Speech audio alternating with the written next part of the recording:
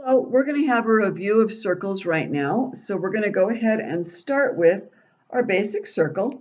If you start at the center and you go to the rim, that is called the radius. R stands for radius.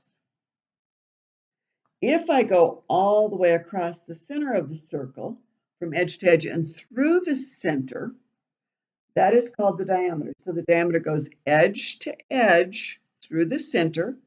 And D is the symbol we always use for diameter. Okay. Now, because it is a circle, circles have got a special character named pi. It's just a number. This is the symbol.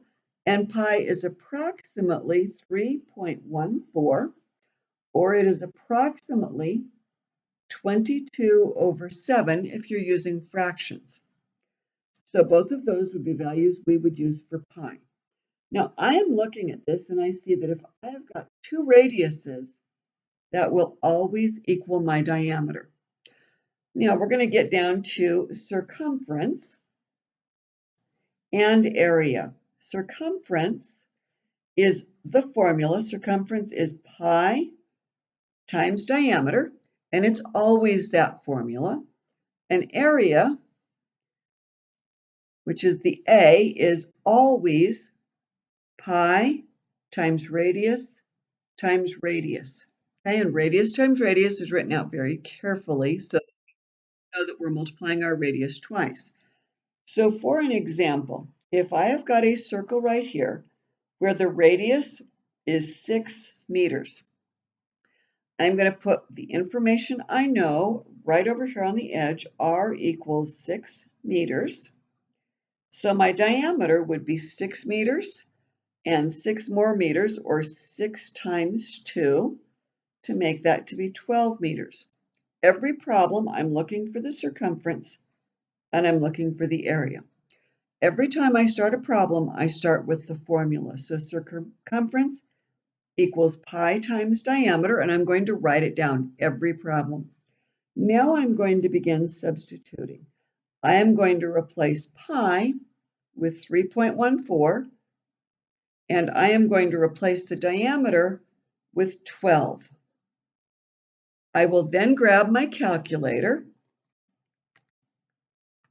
and I'm going to multiply. Let's move so you can see 3.14 times 12, and I see that 37 68/100 is the answer to that circumference. So the circumference is approximately 37 68/100 meters. So I'm going to go ahead and make a note of that over here where I've got my data written, 37 68/100 meters. Now I'm going to come over here and I'm going to calculate the area, which is pi times radius times radius. Okay, I'm going to substitute 3.14 for pi.